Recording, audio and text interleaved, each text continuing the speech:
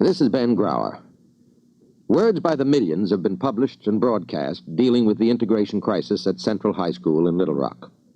The president, governors, the highest courts, the military, all these have been drawn into legal aspects of the problem which touches deepest principles of American life. But the final solution of this crisis must rest in the minds and emotions of the students of Central High. Tonight, NBC News brings you an intimate glimpse of their thoughts.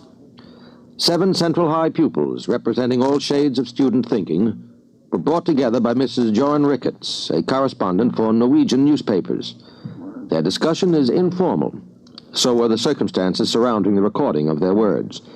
At times, they accidentally tapped the microphone or ignored it entirely, so that the recording will require your closest attention, an attention which should be rewarding.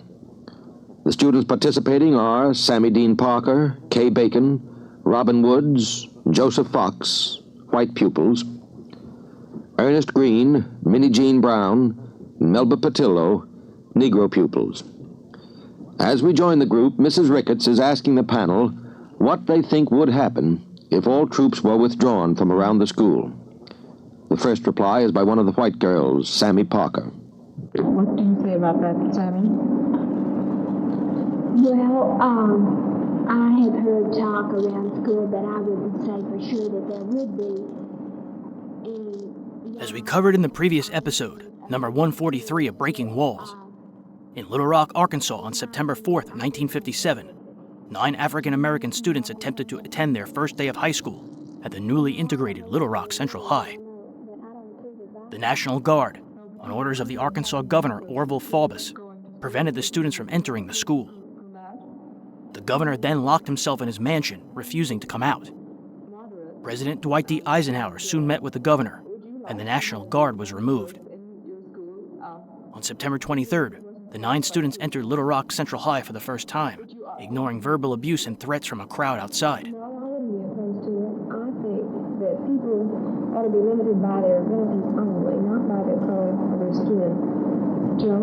Well, I feel the same way that Robin does. I don't mind them going to school with me. I mean, the Supreme Court made this decision, and I feel that you ought, since the Supreme Court is there to make decisions like that, I believe that you ought to abide by what they say and not have all this violence and stuff that we've been having. I think it's mostly the violence that we had that one Monday morning. It was mostly the parents, and a lot of the people that were out in front of the school, I don't think even had children in school. What is it exactly that you have against having Negroes in your school? Okay. I think it's that they've got schools to go to of their own. That's what most of us have against. When the mob realized the students had entered the school, violence erupted, and 7 journalists were attacked. Not because that I have a school of my own. I mean, I, being a citizen of the United States, have just as much rights as the other person. As the situation deteriorated, school officials, fearing for the students' safety, dismissed the Little Rock 9 at lunchtime. Why should I have to go 2 miles, 2 or 3 miles every day when there's a school in my district? I mean, it's not that I want to socialize, mix with other people, but it's just that I want to get an education, just like everyone else. Minnie Jean? My reasons are among those that they have mentioned, and the others they are just... The next day, President Eisenhower ordered paratroopers from the 101st Airborne Division to escort the students to the building, signaling out those bent on disrupting the federal integration mandate. Over the following days, Eisenhower federalized 10,000 Arkansas National Guardsmen, removing them from the control of the governor. The Little Rock 9 were finally able to attend classes in late September, but they faced threats, verbal abuse, and hazing from both white students and adults alike. On Thursday, October 17, 1957, NBC Radio broadcast a special with students from Little Rock Central High about their feelings on integration. I think everyone knows that now, since they have come to our school, that there has been. You said that they'd gotten along without mixing in school. Does that mean mixing socially or just being together? Being together and going to school. Well, getting along outside is still mixing together, but not socially. Oh, you don't have to be socially in school, do you? No, really, I mean, the purpose for our going to school is not for socialization. Really, I don't know how people get that idea. We're going there for education, education only. If we didn't have schools, what have you been taught that makes you just hate us so much? I don't hate you. I think y'all have a lot better, a lot nicer schools than we have, much more modern. Right, Robin. Well, Horace Mann is a beautiful school, I'll admit that. But I've heard that they don't have the same opportunities inside, do they, Ernest? Let me make that clear. Horace Mann is a modern building. It is new, extremely new. But when Horace Mann just doesn't have the courses that Central has, Central has all those dramatic courses. I'm even taking a course this year they don't offer over to Horace Mann. That's government. Well, in our social life as grown-ups, you will have to live and work together with Negroes. You all agree that we have to live together, right? Mm-hmm. Do you think it is possible to start working this out on a more sensible basis than violent demonstrations, Sammy? No, I don't. Because the South has always been against race mixing, and I think that they will fight this thing to the end. What do you mean, to the end? What do you fight for? Well, we fight for our freedom, that's one thing, and we don't have any freedom anymore. Can you not be free together with Negroes? Can we not be free? Well, I'd like to mention one thing.